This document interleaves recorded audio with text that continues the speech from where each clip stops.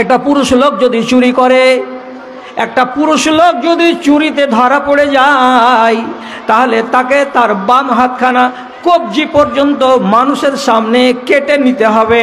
আর কেটে নেওয়ার পরে গরম তেলের ভিতরে তার কাটা হাতখানাকে ডুবিয়ে রাখতে হবে, যাতে তার রক্ত পড়া বন্ধ হয়ে যায়। ঠিক সেই রকমই একটা মেয়ে ছেলে যদি চুরিতে ধরা পড়ে যায়, পড়োশের বাড়িতে চুরি করে নিয়েছে, কিংবা ভাইয়ের বাড়ি যায়, কিংবা মামুর বাড়ি যায়, কিংবা নানির বাড়ি যেয়ে যদি একটা বান্ডিল টাকার চুরি করে নেয়, আর চুরিতে যদি কোনো মেয়ে ছেলে ধরা পড়ে যায়, আল্লাহ তাআলা বলছেন বেটি ছেলে হয়েছে বলে তাকে ছাড় দেওয়া যাবে না, তারও বাম হাতের কবজি পর্যন্ত কেটে নামিয়ে দিতে হবে, আর দিয়ে তাকেও সাজা এটাই দিতে হবে। একটা ছেলের সাজা যা, আর একটা মেয়ের সাজাও তা। আল্লাহ তাআলা সাজার বেলাতে দুজনকে আলাদা আলাদা করেন নাই। তাহলে আপনি কিসে আলাদা আর আমি কিসে আলাদা? আপনার যেটা বিধান আমার সেটা বিধান। অতএব এখন যদি একটা নতুন কথা আপনার সামনে তুলি, তাহলে সেটা হলো আজকের সেরা কথা, তা হলো এটা হলো পর্দার বিধান। পর্দার বিধানে বেটা ছেলে আলাদা আর মেয়ে ছেলে আলাদা। কেমন আলাদা? একটা পুরুষ লোক মাথা যদি খোলা রাখে কোনো গুনাহ হবে না। একটা পুরুষ লোক যদি সারাটা শরীরে গেঞ্জি পর্যন্ত না রাখে, পেট খোলা থাকে, পেট খোলা থাকে, পিঠ যদি খোলা থাকে, তাহলে তার গুনাহ হবে না। একটা পুরুষ লোক তার হাঁটু থেকে নিচু দিক পর্যন্ত খোলা রেখে দেয়, তো তাহলে তার গুনাহ হবে না। কেন? যে বেটা ছেলের জন্য তার শরীরকে ঢেকে রাখা অনিবার্য নয়, ফরজ নয়। কিন্তু আল্লাহ রাব্বুল আলামিন বলছেন এবং তার নবী বলছেন, একটা নারীর মাথা থেকে শুরু করে পা পর্যন্ত যতটুকু জায়গা আছে রে মা বোনেরা, যতটুকু শরীরের অংশ আছে রে মায়েরা, সমস্ত অংশটুকুকে আল্লাহ রাব্বুল আলামিন পর্দার ভিতরে চিহ্নিত করে দিয়েছেন।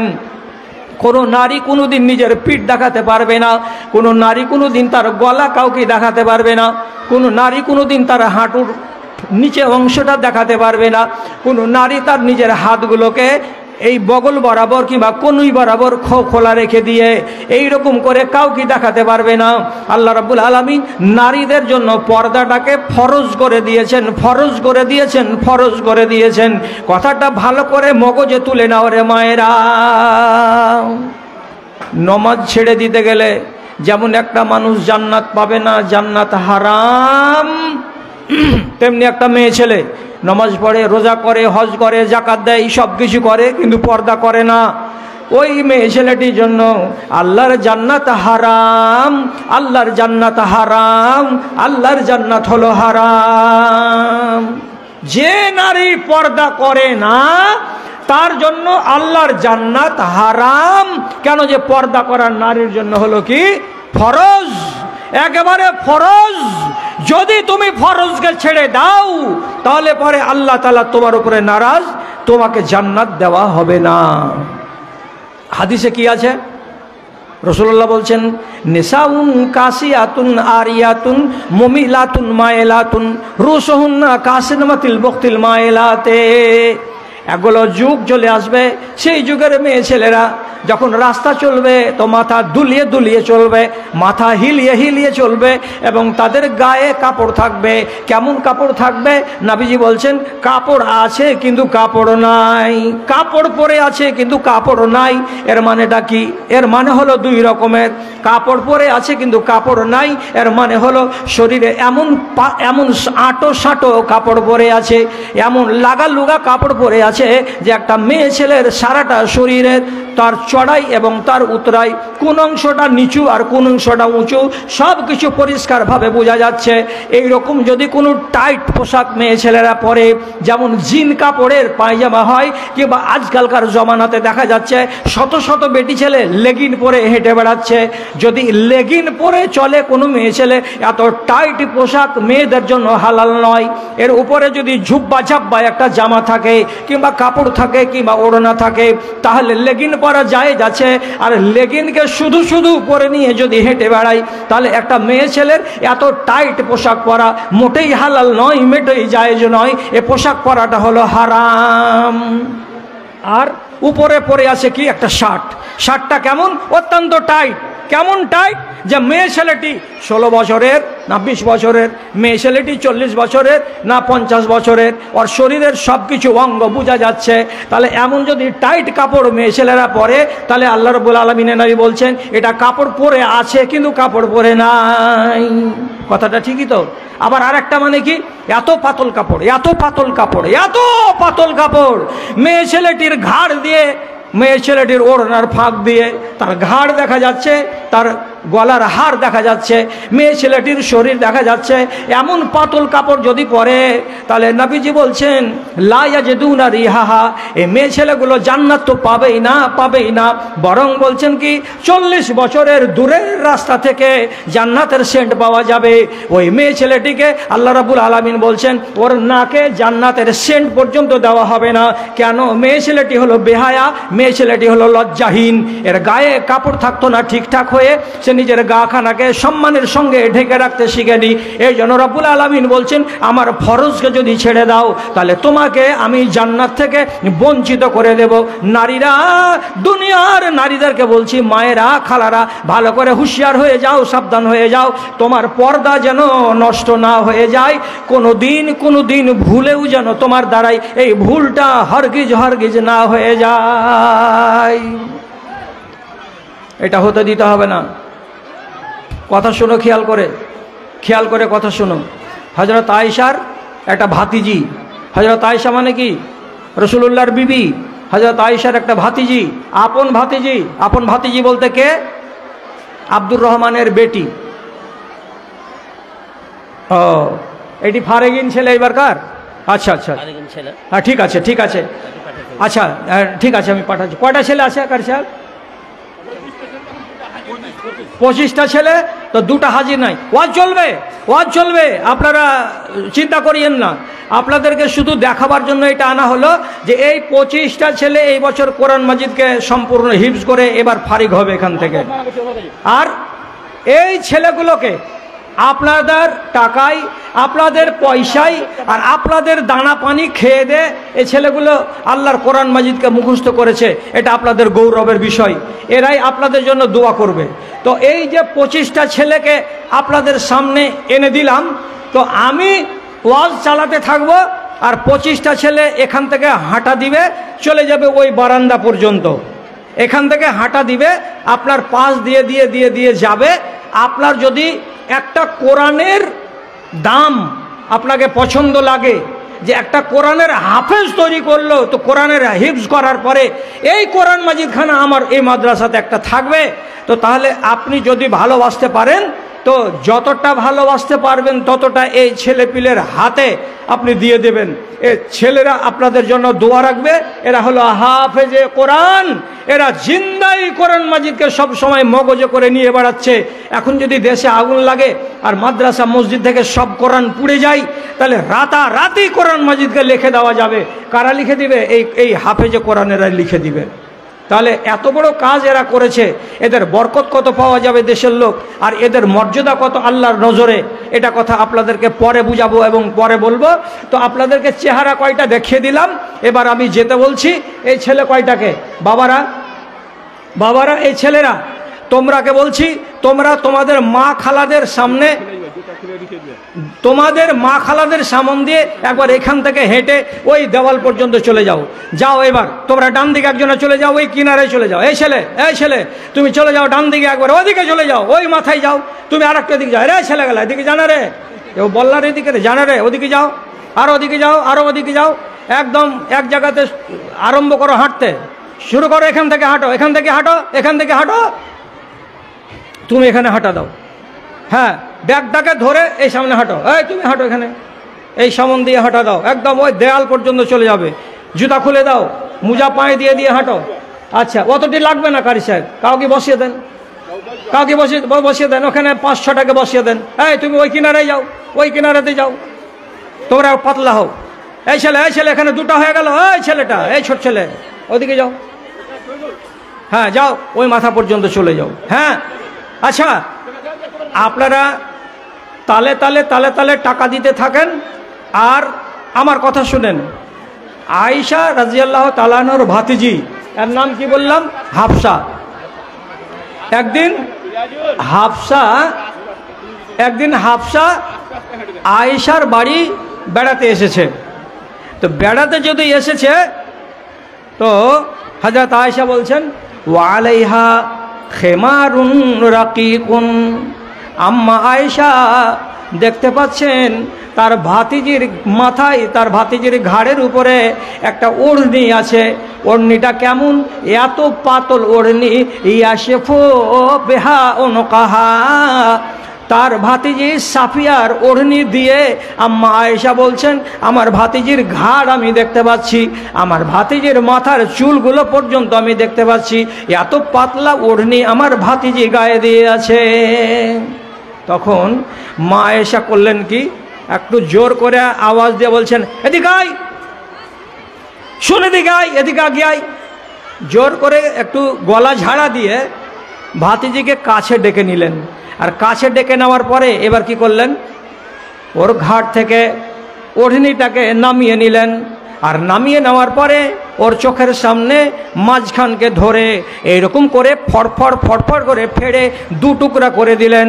আর দেওয়ার পরে বলছেন এই ছিঁড়ে দেওয়া ওড়নাটা বাড়ি নিয়ে যাবি, আর যাওয়ার পরে বালিশের খোল বানিয়ে নিবি, সেটা ভালো কথা, কিন্তু খবরদার তোর মতো যুবতী বেটি ছেলে এমন পাতলা ওড়নি যেন আর জীবনে গায়ে না চাপাই। এ কথাটা বলে তিনি বাড়ির ভেতরে গেলেন আর আলমারির ভেতর থেকে একখানা নতুন ওড়নি এনে দিলেন। ওড়নিটা কেমন? বড্ড মোটা, বড্ড গপস। ওই ওড়নিটা দিয়ে কিন্তু গা দেখা যায় না, সেই ওড়নিখানা ওই ভাতিজির গায়ে চাপিয়ে দিলেন। আর দেওয়ার পরে মা আয়েশা বলছেন এরপর থেকে তুমি যেদিনই বাড়ির বাইরে যাবে, যেদিনই তুমি কোনো রিশতেদারের বাড়িতে যাবে, যেদিনই তুমি কোনো কুটুমের বাড়ি বেড়াতে যাবে, সেই দিন এই মোটা ওড়নিটা গায়ে দিয়ে যাবে, তাহলে তোমার জন্য উচিত হবে এটা। আর তাছাড়া তোমার ওড়নি দিয়ে যদি তোমার শরীর দেখা যায়, ওরে বেটি, ওরে ভাতিজি, তোমার রেহাই নাই। কিয়ামতের দিন আল্লাহ তাআলা তোমাকে তার জান্নাত থেকে বঞ্চিত করে দেবেন। বুঝতে পারলেন? পাতল ওড়নি গায়ে দিতে গেলে যদি ঘাড় দেখা যায় আর গলা দেখা যায়, তাহলে এই ওড়নি আপনাকে আল্লাহর আযাব থেকে বাঁচাতে পারবে না, আর আপনি জান্নাত কিন্তু হাসিল করতে পারবেন না। সব সময় বাজার থেকে যখন ওড়নি কিনতে যাবেন তখন এটা মনে রাখতে হবে কি, আমার ওড়নি দিয়ে যেন আমার শরীর দেখা না যায়। তাহলে একটা কথা হয়ে গেল। এবার আপনাকে আর একটা কথা বুঝাতে চাইছি যে পর্দা জিনিসটা কি এবং কেমন।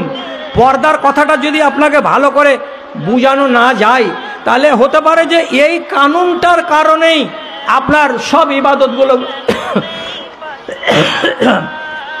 ইবাদতগুলো বরবাদ হয়ে যাবে। হ্যাঁ, কথা রাখেন, কথাটাকে বুঝেন ভালো করে। আল্লাহ তাআলা আপনাকে সাজতে বলেছেন, সাজো। কেমন করে সাজবো? চুলে তেল দাও, চিরুনি করো, তোমার মুখে যেগুলো মাখার পাউডার আছে সেগুলো মাখো। এমন পর্যন্ত কি আমি বলছি তোমাকে, তোমার ঠোঁটে যদি কোনো রং ব্যবহার হয় তাহলে সেটাও তুমি ব্যবহার করতে পারো, ইসলামে তোমাকে নিষেধ করে না। তুমি হাতে যদি মেহেদি লাগাও তো মেহেদি লাগাও, অবশ্যই লাগাও। কেননা নবীজি বলছেন মেয়ে ছেলেদের ব্যবহারের জিনিসের ভেতরে রং থাকবে কিন্তু সেন্ট থাকবে না, আর ছেলেদের ব্যবহারের জিনিসে সেন্ট থাকবে কিন্তু রং থাকবে না। আপনাদের জন্য কি রং, সেন্ট কিন্তু নয়। আর কোনো মেয়ে লোক যদি শ্যাম্পু গায়ে মেখে এক্সপ্রে চাপিয়ে দেয় সেন্টের, আর নেওয়ার পরে বাজার বেরিয়ে যায় যে আমার গা দিয়ে তো কত সুন্দর সুন্দর সেন্ট বেরিয়ে আসছে। বাজারে পাওয়া যায় এরকম পারফিউম, ডেনিম পারফিউম পাওয়া যায়, 200-250 টাকা দিয়ে কিনে নিল, আর কুটুম বাড়ি বের হওয়ার আগে গায়ে একটু করে ছিটিয়ে নিল। যেখান দিয়ে হাঁটছে তো মনে হচ্ছে ফুলের বাগান চলে গেল। যেখান দিয়ে হাঁটবে মেয়েটি তো ডানে বামের লোক বলবে ফুলের বাগান, মানে এত সেন্ট করছে।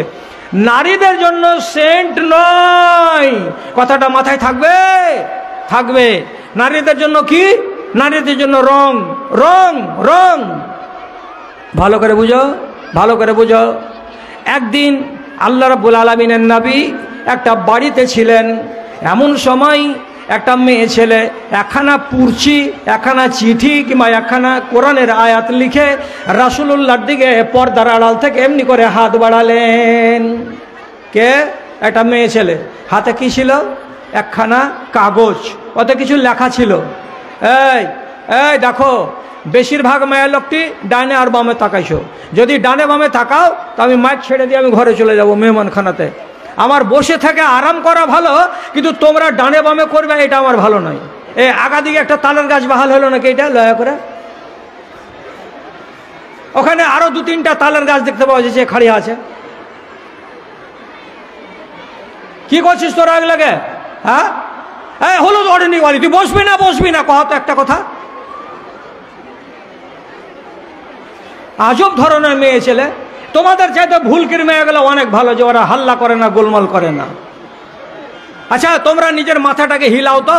আমি যে এতগুলো ওয়াজ করলাম এতক্ষণ ধরে, কিছু বুঝতে পারলে? মাথাটা এমনি নিজের জায়গায় এমনি করে হিলাও তো, কেউ দেখি হিলছে কি হিলে না। 10-12টা হিল, আর বাদ বাকিটি শালা জল বাড়া সাপের মতন গজুয়া হেলক করে বসে আছে এরকম করে। কিছু বুঝছো না বলো তো? এত করে সোজা সোজা বাংলাতে বলছি, আর তুমি এদিকে খেয়ালি করছো না। রসুলুল্লাহর সামনে হাত বাড়িয়ে দিল একটা কাগজ দিয়ে, পর্দার আড়াল থেকে। রসুলুল্লাহ ওই কাগজখানা ধরলেন আর হাতখানার এইরকম কাপড়খানাকে এরকম করে ধরলেন, সরাসরি হাতখানা ধরলেন না, হাতখানার তলাটাকে এমনি করে কাপড়খানাকে ধরলেন। আর ধরার পরে জিজ্ঞেস করে বলছেন, আহাজহি ইয়াদো রাজুলিন আও ইমরাতিন, ওরে আড়াল থেকে যে আমার দিকে হাত বাড়িয়েছো, এ হাতখানা পুরুষ লোকের হাত না এটা একটা নারীর হাত? আওয়াজ করো পর্দার আড়ালের মেয়ে ছেলেটি, তুমি বেটা ছেলে আসো না তুমি মেয়ে ছেলে আসো, বলো তো এ হাতখানা কার? এটা পুরুষ লোকের হাত না মেয়ে ছেলের হাত? রসুলুল্লাহকে তখন ভিতর থেকে আওয়াজ দিয়ে বলছে কি, বালিয়াদো ইমরাতিন, এটা একটা মেয়ে ছেলের হাত। আল্লাহ পাকের রসুল, তার মানে আমি মেয়ে ছেলে। তখনই রসুলুল্লাহ বলছেন, আরে মেয়ে ছেলে, তুমি যদি মেয়ে ছেলে হলে তো তোমার হাতখানা এমন ফিকা কেন হয়ে আছে? তোমার হাতখানা এমন সাদামাটা কেন হয়ে আছে? তুমি কিসের জন্য তোমার হাতে হিনা ব্যবহার করো না? তোমার হাতে তুমি মেহেদি কেন ব্যবহার করো না? তোমার জন্য আল্লাহ রাব্বুল আলামিন মেহেদিকে জায়েজ করেছেন, হিনাকে জায়েজ করেছেন, রংকে জায়েজ করেছেন। তোমার হাতখানাতে তুমি মেহেদি লাগাও, যাতে করে দূর থেকে দেখতে গেলে মনে হবে যেটা মেয়ে ছেলের হাত আছে। আর তুমি যদি গায়ে রং ব্যবহার করো তো সবচাইতে যেটা বড় কথা, এটা তোমার স্বামীকে দেখতে ভালো লাগবে। অতএব তোমার স্বামী যদি তোমার কোনো জিনিসকে দেখে ভালো মনে করে, পছন্দ মনে করে, তো তোমার জীবনের পহিলা নম্বর কাজ হলো এই, ওটাই কাজ করো যেই কাজটা তোমার স্বামীকে ভালো লাগে। তাহলে মেহেন্দি হাতে দেওয়া হাতখানা তোমার স্বামীকে বেশি পছন্দ লাগবে। এই জন্য নবীজি বলছেন, ও নারীরা, তোমাদের হাতখানাকে ফাঁকা করে রেখে দিও না, খালি করে রেখে দিও না, ফিকা ফিকা করে রেখে দিও না, তোমরা মেহেদি লাগাও, মেহেদি লাগাও। তাহলে মেহেদি লাগা যায়, বেটা ছেলে লাগাবে? মুখ ঝুঁকা এমনি এমনি করে কহ, বেটা ছেলে লাগাতে পাবে না? বেটা ছেলের জন্য মেহেদি নয়, বেটা ছেলে মেহেদি লাগাতে পাবে না। রং বেটা ছেলের জন্য নয়, রং হলো মেয়ে ছেলের জন্য। আর আতর, আতর যত দুনিয়াতে দামি দামি আতর আছে সমস্ত লাগাবে কারা? তো বেটা ছেলেরা। মেয়ে ছেলেরা জীবনে লাগাবে না।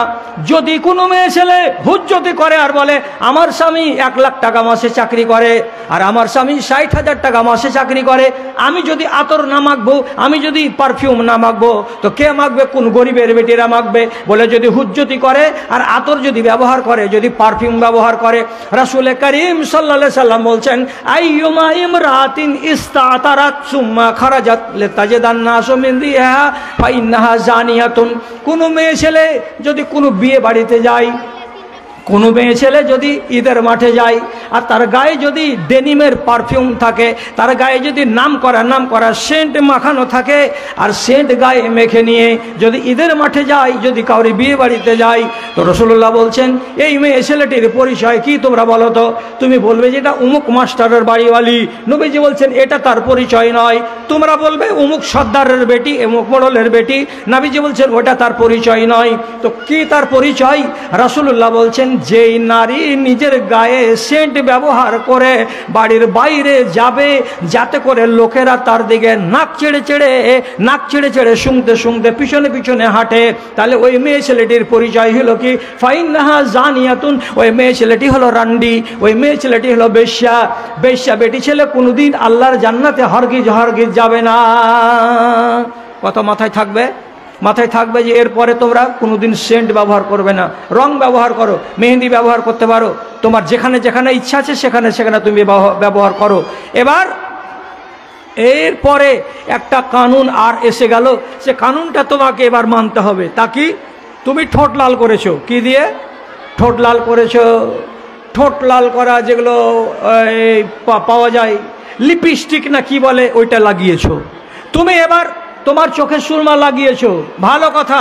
তোমার গালে ফেয়ার অ্যান্ড লাভলি লাগিয়েছো, চকচকা করে রেখেছো, একবারে গোলাপ ফুলের মতো করে মুলায়ম করে দেখার মতো চেহারা করেছো। লাল লাল ঠোঁট, মনে হচ্ছে গোলাপের ফুল, আর চোখের দিকে দেখছি তো মনে হচ্ছে হরিণের চোখ। হ্যালো, হ্যাঁ, দম যাচ্ছে এখন আমার। এখন আপনারা লক্ষ্য করে থাকেন, এখন মেয়ে ছেলের ওয়াজ চলছে, এলাকা বন্ধ করে দিব তাহলে ভালো হবে।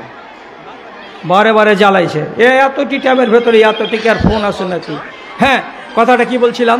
তো হ্যাঁ, আপনি হরিণের চোখের মতন করে সুন্দর চোখ করেছেন, খালি চোখের কি কিনারাগুলোতে দেওয়া আছে, চোখের পাতাটাকে নামিয়ে ওর ওপর গালাতে তাও মাখা আছে। মাখায় না মাখায় না বেটি ছেলেরা? তোমার নিজের জায়গাতে মুখ ঝুঁকাবনি করে আমাকে হ্যাঁ আর না কেন বলবে? চোখের পাতার উপর দিকে একগুলা মিশি লাগাচ্ছে, একগুলো পাউডার পাওয়া যাচ্ছে, গালে ছিটিয়ে দিচ্ছে, তো জীবনে তাকাইছে মনে হচ্ছে খালি চিল চিল চিল চিল চিল চিল চিল চিল করছে। আর একগুলো পাউডার এসেছে কি মুখে ফেয়ার অ্যান্ড লাভলি মাখার পরে একটু করে এই গালের এই জাখানে মাখিয়ে দিচ্ছে, তো ও 45 বছরের আধ বুড়িকে দেখে লাগছে 16 বছরের যুবতী, আর গাল খালি লাল টুক টুক টুক টুক করছে খালি ফুলের মতন। তো মানা নাই, মানা নাই। এই তাকালি এদিকে আমার দিকে,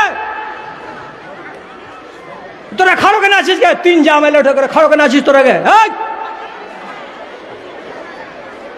বসবি না বসবি না? ওয়াজ না শুনবি তো বাইরে চলে যা এখান করে, খড়ো খাই ঝামেলা করতে আসিস না। তাহলে হ্যাঁ এদিকে তাকাও, এই মহিলাগুলো যারা শিক্ষিত মহিলা আছে তারা ভালো করে তাকাও।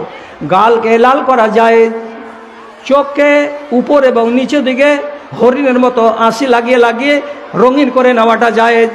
ঠোঁটটাকে যদি লাল করো কিংবা সবুজ করো কিংবা যেটা রং তোমাকে পছন্দ করা লাগে এটাও জায়েজ।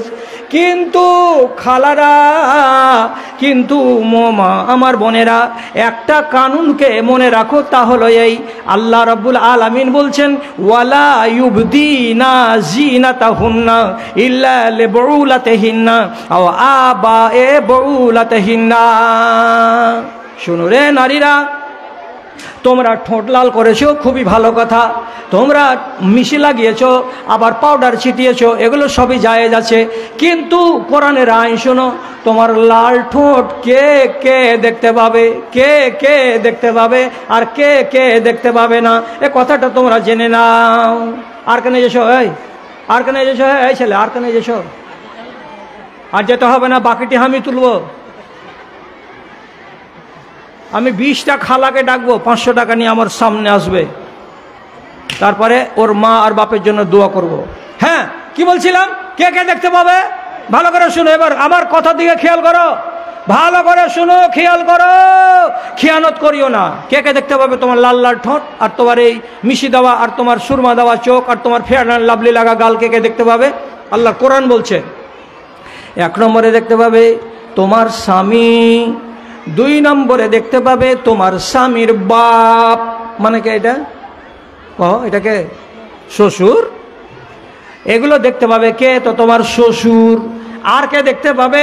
তোমার যদি 16 বছর, 18 বছর, 20 বছর বয়সের বেটা সাবালক থাকে, তোমার সাবালক বেটা তোমার লাল লাল ঠোঁট দেখতে পাবে। আর কে দেখতে পাবে? তোমার নিজের বাপ দেখতে পাবে। আর কে দেখতে পাবে? তোমার নিজের মায়ের পেটের ভাই দেখতে পাবে। আর কে দেখতে পাবে?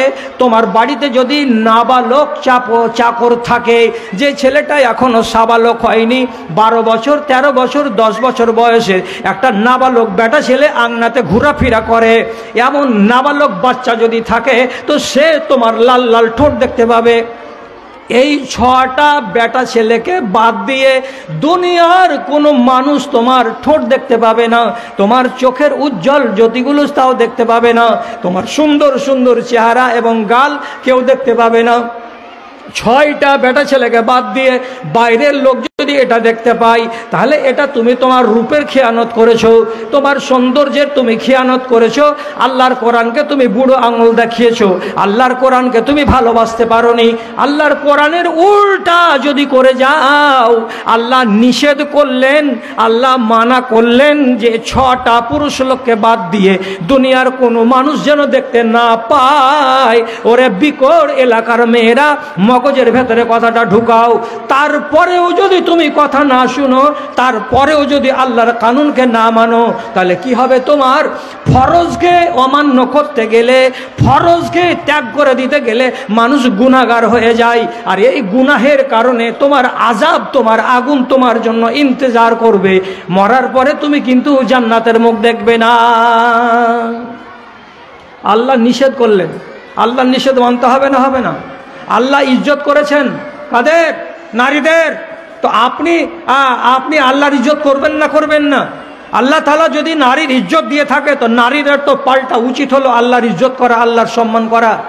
তাহলে একটা না, এই নাকে যদি কোনো নারী না মানে, তোর দুর্গতি কি হবে? বেশি কথা লম্বা করে বলছি না, দুর্গতিটা কি হবে? তো মাথাটাকে খুলো আর কান খুলে এটা কথাটাকে বুঝো। আদমকে আর হাওয়াকে একটা মাত্র নিষেধ না মানার কারণে, কি বললাম কথাটা? একটা নিষেধ অগ্রাহ্য করে দিয়েছিল কে? আদম আর হাওয়া। একটা কথাকে অগ্রাহ্য করলো, তার কারণে আল্লাহ তাআলা ওকে জান্নাত থেকে মিয়া বিবি দুজনকে বের করে দিলেন। বেরা এখান থেকে, তোদেরকে রাখবো না আমি জান্নাতে। কেন? তোমরা আমার একটা নিষেধকে মানোনি। আচ্ছা, আমি তো দেখতে পাচ্ছি এখানে অনেক পড়াশোনা করা বেটি ছেলে আছে, দেখতে পাচ্ছি, আমি বুঝতে পারছি। ভালো করে চেতন হও, আর চেতন হওয়ার পরে বলো, আল্লাহ তাআলা আদমকে আর হাওয়াকে জান্নাতে কি বলেছিলেন? যে তোমরা সারা জান্নাত ঘুরে বেড়াও, কিন্তু এই গাছটার তলাতে যেও না, আর এই গাছের ফল তোমরা খেও না। এটা নিষেধ হলো না? হলো না? কথাটা চিন্তা করে, এটা নিষেধ হলো না? হলো না? এটা আল্লাহ নিষেধ করলেন, এই গাছের তলায় যাবে না। এটা বাদ দিয়ে যত জান্নাতে বাগান আছে, সব বাগানের ফল খাও, সব জায়গাতে ঘোরাফেরা করো, তোমাদেরকে নিষেধ করা যাবে না। কিন্তু এই গাছের তলাতে তোমরা যাবে না, এটা আল্লাহর নিষেধ। তার আল্লাহর নিষেধটাকে মানেনি কে? আদম আর হাওয়া। ঘুরতে ঘুরতে ঘুরতে ঘুরতে মিয়া বিবি, ছেলে নেই পিলে নেই, দুটা মাত্র স্বামী আর স্ত্রী, চলে গেছে ওই গাছের তলায়। আর যে তখন হাওয়া বলছে আদমকে, ওর স্বামীকে, গাছটার ফল কত সুন্দর জি, দেখে জি ভরে ইচ্ছে একবারে। একবার আদম বলছে, দেখ ওগুলো কথা বকিস না, এই গাছের তলায় আসতে আল্লাহ তাআলা মানা করেছে। তখন বেটি ছেলে যেত, এরা তো মেলায় কথা বাড়াইতে জানে, বলছে ফল খাচ্ছি নাকি? ফল কি খাচ্ছি নাকি? এখানে দেখতে এসেছি, আল্লাহ তো দেখতে মানা করেনি, একটু দেখি। তো ফলগুলো যে জান্নাতের গাছ থেকে নিচু নিচু হয়ে নুইয়ে নুইয়ে আছে, গোছা গোছা গোছা গোছা ফল, লাল লাল লাল লাল ফল, টুক টুক টুক করছে ফল। এরকম দেখতে দেখতে আর একবার হাওয়া করলো কি, একটা ফলকে এমনি করে ধরে টিপে দেখছে, দেখ হয়েছে ফলটা কত তুল তুল করছে জি। আর একবার একটা ফলকে পেড়ে নিয়েছে, নিয়ে এমনি করে ফেড়েছে, তো ভিতরখানা লাল টুকটুকে হয়ে আছে। নাকে লাগিয়ে যদি দেখছে তো খাট্টা মিঠা সেন্ট আসছে। স্বামীকে ডেকে বলছে, এর সেন্টও কত ভালো, আর এর টেস্টও মনে হয় খুব ভালো হবে, খাট্টা মিঠা লাগছে। তো খাবো না তো, আল্লাহ তো মানা করেছে, তো একবার জিভায় তেনে করে লাগিয়ে দেখি। ফাটা ফলে এমনি করে একবার জিভে লাগিয়ে দেখলো, আর আদমকে বলছে একবার জিভা লাগিয়ে দেখো, খায়ও না, একটু জিভা লাগিয়ে দেখো যে টেস্টটা কেমন লাগছে, টমাটোর মতো লাগছে না সেবের মতো লাগছে। এরা দুজনেই করলো কি, ই এক পাগলি বলছে আর ও এক পাগলা শুনছে, আর শুনে ইও জিভাতে দিয়ে করছে টেস্টটা ভালো আছে রে, থু থু থু থু থু থু থু থু থু থু, এলা খাইতে হবে না, চল এখান থেকে চল, খাইতে হবে না কইছ। এতক্ষণের ভেতরে খেলা শুরু হয়ে গেছে। কি হয়েছে? যেমন এই হাওয়া একটু ফলটাতে জিভ লাগিয়ে চেখে দেখেছে, যেমনই আদম ফলটাতে একটু জিভ লাগিয়ে দেখেছে, সাথে সাথে সাথে সাথে লম্বা লম্বা তাড়াঙ্গা উঁচা দুটা স্বামী আর স্ত্রী। কতখানি উঁচা ছিল, এমনি করে মুঠোন হাত করে যদি মাপো তো আদম ছিল লম্বা 60 গজ হাত। কয় হাত? 60 গজ হাত, মানে একটা মাকলা বাসের সামান উঁচা। ওর বাড়িওয়ালি কত উঁচা ছিল, তো স্বামী যতখানি উঁচা অতখানি উঁচা ছিল, তার মানে হাওয়া কতটা উঁচা, তো একটা মাকলা বাসের সমান উঁচা। এতটা লম্বা তাড়াঙ্গা, দুটা বেটা ছেলে এবং বেটি ছেলে, এদের গায়ে কত কাপড় ছিল আন্দাজ করো তো। তোমাদের বুরকাতে কয় মিটার কাপড় আছে? তো বলছে 5 মিটার কাপড় আছে। তুমি কতখানি লম্বা? তো 3.5 হাত লম্বা। আর আমাদের মা হাওয়া কত লম্বা ছিল? তো 60 গজ হাত লম্বা ছিল।